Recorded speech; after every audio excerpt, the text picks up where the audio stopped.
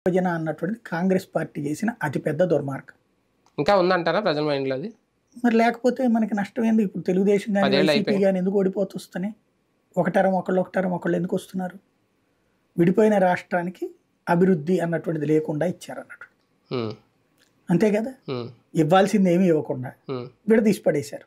ఉమ్, ఆనాడు జరిగినటువంటి ఆ విషయాన్ని ప్రజలు అంత తొందరగా మర్చిపోతారా? అంటే ఒక సెంటిమెంట్ రేట్ చేయడానికి రెండు రాష్ట్రాలు వాడుకుంటున్నాయి, కానీ విభజన అనే అంశాన్ని నిజంగా ప్రజల్లో ఉందా అనేది అది చూసి ఉండకపోతే ఓట్లు కాంగ్రెస్ వేస్తున్నారు. పార్టీ ఎందుకు గెలవదు? 2% ఎందుకు వస్తుంది? అంటే ఫస్ట్ తగిలేసింది దెబ్బ, పెద్ద దెబ్బ తగిలేసి కోలుకోలేకపోతుంది కాంగ్రెస్. అదే అనేది ఎందుకు అది? ఇప్పుడు మనం ఆ రోజున విభజన రోజున చూసినటువంటి వాళ్ళు అవును. ఎవరు విభజన అసలు రాజేసింది? బయటోడు ఎవడన్నా చేశాడా? లేదు. కేసీఆర్ చేస్తే ఎవడన్నా పట్టించుకున్నాడా?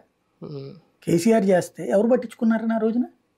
కాంగ్రెస్ పార్టీ తన స్వార్థ రాజకీయ ప్రయోజనాల కోసం రాష్ట్రాన్ని విడదీసింది. అవును. ఎందుకని? 2009 సంవత్సరం నాటికి తన పార్టీ పరిస్థితి దెబ్బతినబోతోంది, 15-20 సీట్లు తగ్గుతాయి అని చెప్పి వాళ్ళ రిపోర్ట్లు వచ్చినాయి. ఉమ్, ఆ టైంలో మరి 15-20 ఎట్లా రప్పించుకోవాలి అంటే ఎక్కడ తగ్గుతున్నాయి అంటే ఆంధ్రప్రదేశ్లో దాదాపు 30కి పైగా సీట్లు ఉన్నాయి, అవును. అవి తగ్గబోతున్నాయి అని తేలింది. మరి అది ఎట్లా సాధించాలి అన్నప్పుడు రాష్ట్రం విడదీసేస్తే గనక 17 సీట్లలో 17 వచ్చేస్తాయి, ఎందుకంటే ఎంఐఎం మనకు మద్దతు వస్తుంది, 16 మనమే గెలిచేస్తాం, ఎందుకు బీఆర్ఎస్ అదే టీఆర్ఎస్ కూడా కలిసిపోతుంది, మనతో విలీనం అయిపోతుంది అని చెప్పారు. అప్పుడు ఆంధ్రాకి సంబంధించిన ఎంపీలను అడిగారు, మరి మీ పరిస్థితి ఏంటని. ఎట్లేదన్నా ఒక 6-7 గెలుస్తామమ్మా అని చెప్పారు.